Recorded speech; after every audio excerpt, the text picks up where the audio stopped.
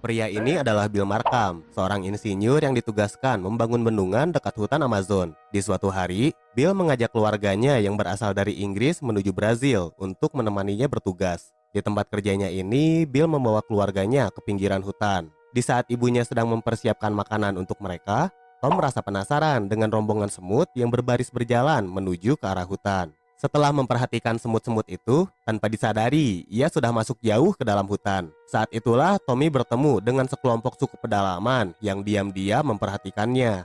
Tommy yang merasa senang memberitahu ayahnya kalau ia melihat orang-orang yang tersenyum kepadanya di dalam hutan. Namun sang ibu mengatakan kepada Bill kalau Tommy hanya mencari perhatian dan membutuhkan teman bermain. Mendengar itu, Bill pun menemaninya bermain ke dalam hutan untuk melihat apa yang dikatakan oleh anaknya. Tetapi saat sampai di lokasi yang ditunjukkan oleh Tommy, Bill tidak melihat siapapun di dalam sana. Para suku pedalaman ini bersembunyi di balik lebatnya dedaunan. Bill lalu mengajak Tommy keluar untuk mandi dan bermain di sungai. Setelah keluar dari dalam hutan, ternyata di sana Bill berjalan sendiri tanpa anaknya. Berulang-ulang Bill memanggil Tommy, namun ia tidak mendengar jawaban sama sekali. Ia mengira kalau Tommy sedang mengajaknya bermain petak umpet. Bill pun kembali mencarinya ke dalam hutan.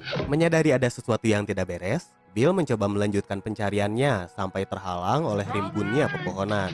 Kemudian Bill berteriak kepada istrinya agar mencari bantuan. Tak lama kemudian, para pekerja di sana ikut membantu Bill melakukan pencarian ke dalam hutan. Namun usaha mereka tidak menghasilkan apa-apa, mengingat Tommy yang sudah jauh menghilang ke dalam hutan Amazon yang rimba. 10 tahun lamanya, bendungan yang dibangun Bill hampir selesai. Setiap ada waktu luang, Bill terus berusaha mencari Tommy dengan pergi ke setiap sudut hutan. Ia dan istrinya juga melakukan pencarian ke tempat-tempat penampungan anak terlantar. Tak hanya itu, Bill juga mempelajari kelompok-kelompok suku pedalaman yang mendiami area hutan tersebut. Sampai suatu hari, Bill ditemani seorang jurnalis memutuskan pergi mendatangi sebuah kelompok suku pedalaman yang berada di pesisir sungai. Dengan menumpang kapal warga setempat, mereka akhirnya sampai di sebuah perkampungan. Bill lalu menemui sang kepala suku. Ia menanyakan informasi tentang suku yang menggunakan anak panah yang ia temukan saat anaknya diculik. Sang kepala suku menyatakan bahwa anak panah ini milik suku Tak Kasat Mata. Suku ini biasa melakukan perburuan di hutan seberang sungai desa ini. Mendengar hal tersebut, Bill dan si jurnalis segera melakukan perjalanannya. Sementara itu di dalam hutan, seseorang dari suku pedalaman sedang mengajari anaknya berburu. Mereka adalah Tommy dan kepala suku Tak Kasat Mata. Selama ini Tommy dibesarkan oleh kepala suku selayaknya biji malika. Ia diajari cara berburu hewan, baik di darat maupun di dalam air. Di perjalanan pulang, mereka berpapasan dengan kelompok suku lain yang mereka sebut sebagai orang-orang kanibal. Mereka biasanya memburu suku Tommy untuk dijadikan santapan. Tapi Tommy dan sang kepala suku berhasil meloloskan diri dan sampai di desanya dengan selamat. Kemudian sang kepala suku mengumpulkan para pria di desa itu agar mempersiapkan diri karena suku kanibal sudah semakin dekat dengan kampungnya. Setelah pertemuan selesai, Tommy lalu pergi ke sungai untuk mandi. Saat itu, ia bertemu dengan gadis manis yang berhasil memikat hatinya. Ketika sedang menggoda gadis itu, tiba-tiba sang kepala suku datang menjemput dan berkata kalau kematian Tommy telah tiba. Tommy hanya bisa terdiam setelah mendengar hal itu dari orang yang sudah ia anggap sebagai orang tuanya sendiri. Sang ketua suku lalu mengumumkan kalau upacara kematian Tommy akan segera dimulai. Tommy kemudian dibawa dan harus menghabiskan malamnya dengan menahan kesakitan.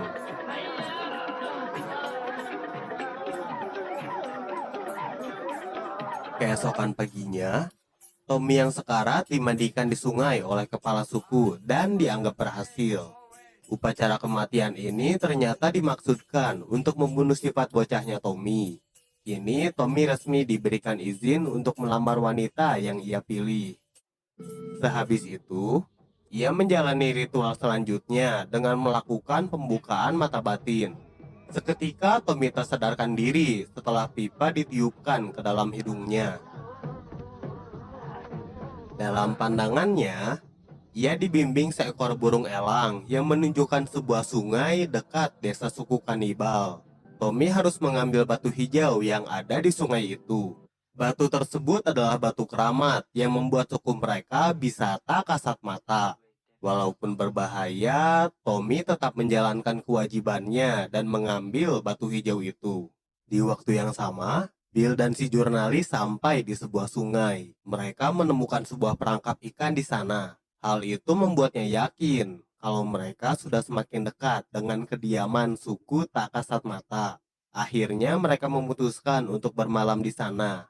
Lalu di malam hari, Bill menyalakan kembang api untuk memancing keluar suku pedalaman.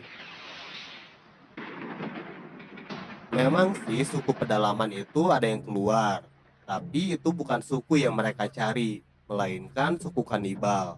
Mereka kemudian ditangkap dan dibawa untuk diserahkan kepada kepala suku.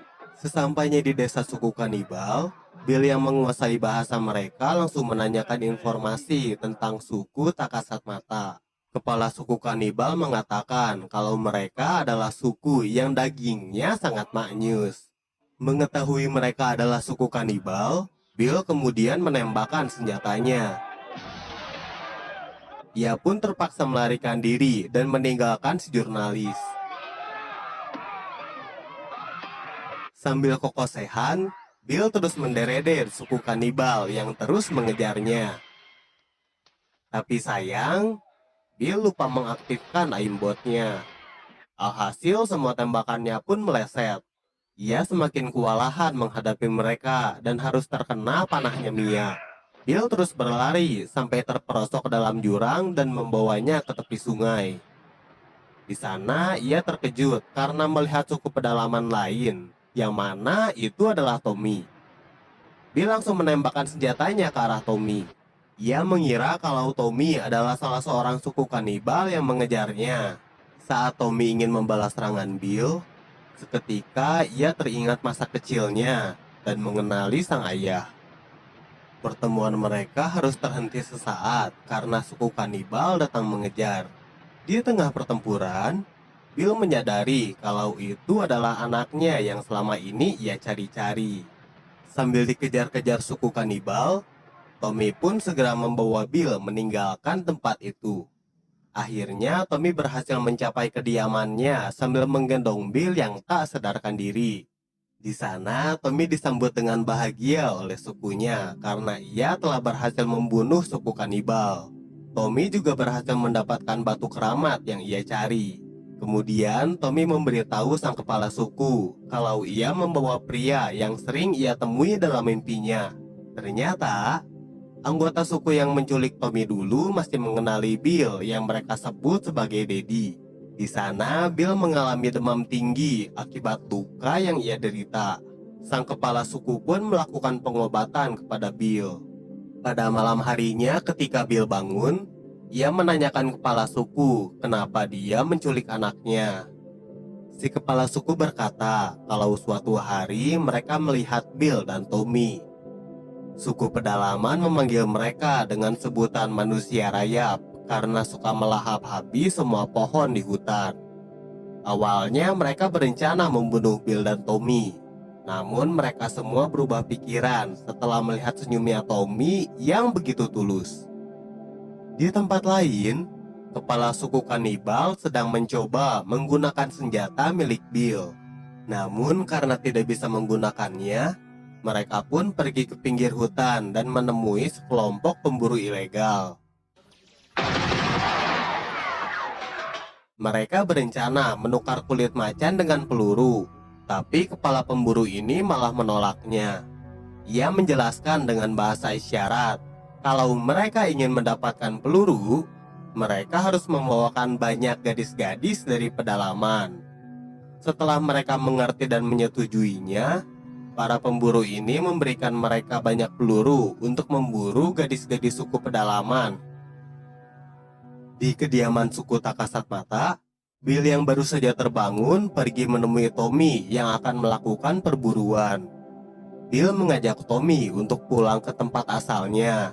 Namun Tommy berkata kalau ia sudah selesai dengan kehidupan lamanya.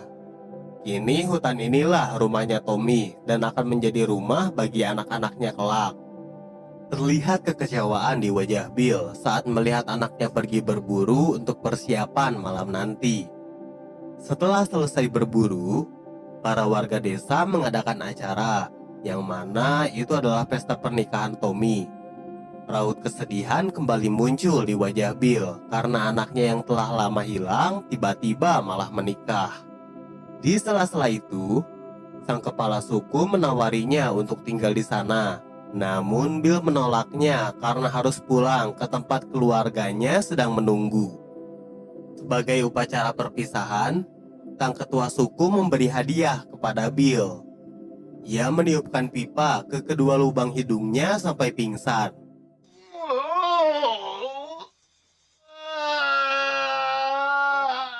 Mereka kemudian mengantar Bill keluar dari hutan dan membawanya pulang. Begitu terbangun, Bill terkejut setelah mengetahui kalau dia sudah ada di tempat proyeknya bekerja. Setelah memastikan Bill dalam keadaan aman, Tommy dan sukunya meninggalkan Bill di sana dan kembali ke dalam hutan. Saat itu kepala suku berkata kalau setiap tahunnya manusia rayap semakin mendekati desa mereka. Di perjalanan pulang, betapa terkejutnya Tommy ketika melihat asap keluar dari tempat kediamannya. Mereka semua segera berlari menuju ke desa. Begitu tiba di sana, mereka mendapati semua rumah mereka sudah hangus terbakar. Para warga di sana pun ditemukan sudah tak bernyawa, ditembak oleh suku kanibal. Amarah Tommy juga memuncak melihat ibunya sudah tidak berdaya dan istrinya dibawa oleh suku kanibal bersama dengan gadis lainnya. Setelah melakukan upacara kematian, mereka bergegas untuk mengejar suku kanibal. Ketika sampai di tepi proyek bendungan, mereka semua terkejut melihat hutan sekitar pemukiman suku kanibal kini telah berubah menjadi daratan tandus. Mereka pun menyadari kenapa suku kanibal mengusik mereka. Ternyata tempat tinggal suku kanibal sekarang telah tergusur. Tak jauh dari sana, Tommy berhasil menemukan suku kanibal yang sedang berjalan sambil membawa gadis-gadis dari sukunya. Dari kejauhan, mereka pun mengikutinya. Lalu pada malam harinya, Tommy and the gang mencoba menerobos masuk ke dalam markas mereka. Salah seorang mencoba memanjat pagar, tetapi malah terluka. Tidak kehabisan akal, salah satu dari mereka kembali memanjat tiang dan bergelantungan di kabel. Namun malah terjatuh dan akhirnya mati. Mendengar suara berisik itu, para pemburu pun keluar mendatangi mereka dan menyuruh suku kanibal untuk memburu Tommy and the gang.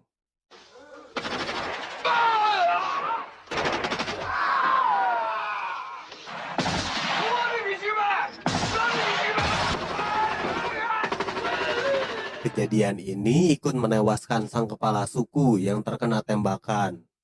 Sebelum kematiannya, sang kepala suku meminta Tommy untuk melakukan upacara pemakaman kepada semua anggota suku yang telah mati. Warga yang tersisa membawa jasad sang ketua pulang, sementara Tommy pergi ke ujung hutan untuk meminta bantuan Bill. Tommy berlari menyusuri jalan yang dulu pernah ia lewati sewaktu kecil.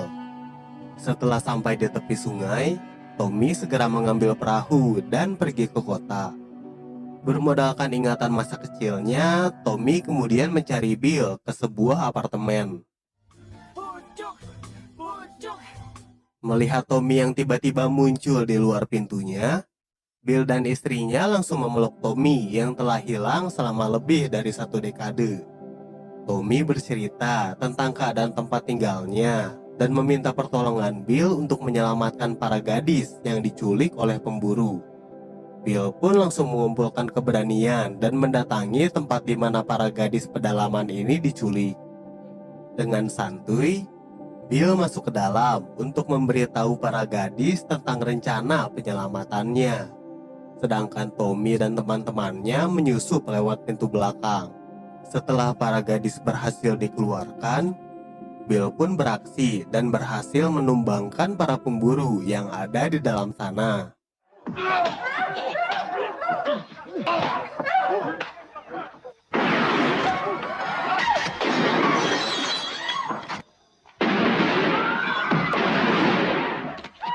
Suku kanibal yang berjaga di luar pun mendengar keributan tersebut.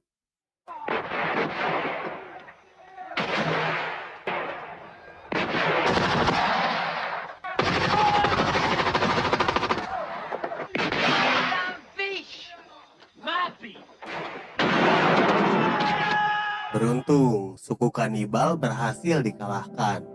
Keesokan paginya, mereka melihat proyek bendungan dari tepi hutan.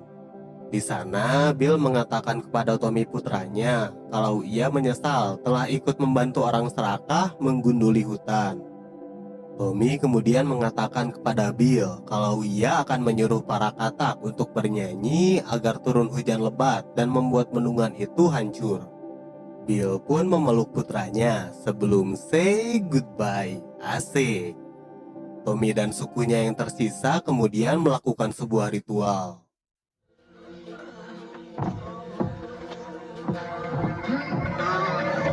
Ritual itu berhasil membuat seekor elang terbang, membangunkan para katak untuk bernyanyi. Hujan pun turun dengan begitu lebat. Bill yang sedang berada di tempat kerjanya memeriksa situasi bendungan. Mengetahui curah hujan yang tidak normal, Bill menghadap ke atasannya untuk segera mengevakuasi tenaga kerja di sana. Ia khawatir kalau bendungan setengah jadi ini tidak mampu menahan volume air. Sang atasan mengiyakan usulan Bill dan semua pekerja di sana pun akhirnya dievakuasi.